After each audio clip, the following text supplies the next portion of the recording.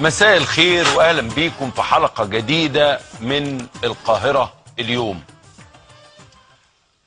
اما الرئيس مرسي هيجي يكتب مذكراته هيذكر انه اسود يوم عدى عليه في ال8 شهور الاولى هو يوم 6 مارس. يوم اسود، يوم كل حاجة فيه غلط، يوم الراجل مش هيبقى فاهم بالظبط ايه اللي بيجرى، كل حاجة بايظة وكل حاجة بتبوظ.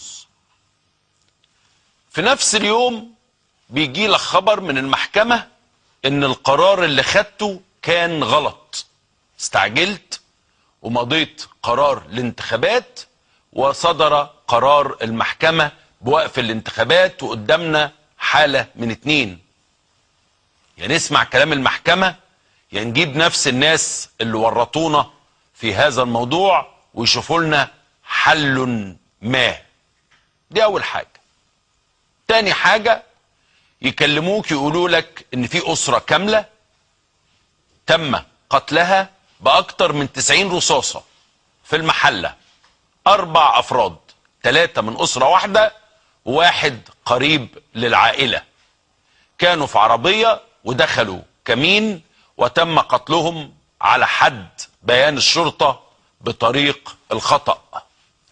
ولما الناس ديت ودوها المشرحة وهم طالعين من المشرحة الشرطة ضربت الناس اللي طالعة من المشرحة ايضا بالخرطوش وبالغاز. ده الخبر التاني.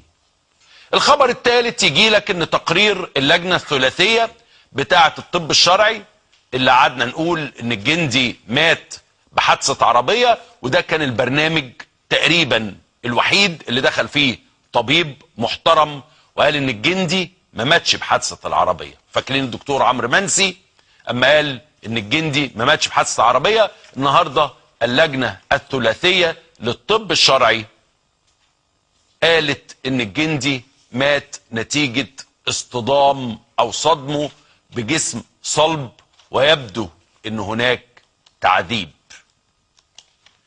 يجي لك خبر تاني ان بورسعيد ما زالت مشتعلة. يجي لك خبر ثالث ان مديرية امن الجيزة كانت